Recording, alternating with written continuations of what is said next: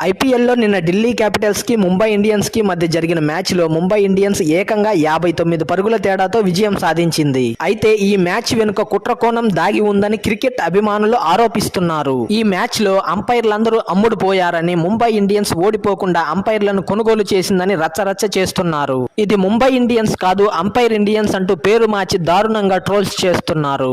ఈ మ్యాచ్ లో ముఖ్యంగా ముంబై ఇండియన్స్ బౌలర్ శాంట్నర్ వేసే ప్రతి బాల్ కూడా నో బాల్ తరహాలోనే ఉంటుంది. ముఖ్యంగా శాంట్నర్ వేసిన 8వ ఓవర్ 6వ బంతికి డేంజరస్ గా ఆడుతున్న విప్రాజ్ అవుట్ అయ్యాడు. వాస్తవానికి ఆ బంతి నో బాల్. రూల్ ప్రకారం శాంట్నర్ వికెట్ల పక్క నుంచి బౌలింగ్ వేయాల్సి ఉంటుంది. కానీ శాంట్నర్ మాత్రం వికెట్లకు పూర్తిగా దూరంగా బౌలింగ్ చేస్తూ నో బాల్ వేశాడు.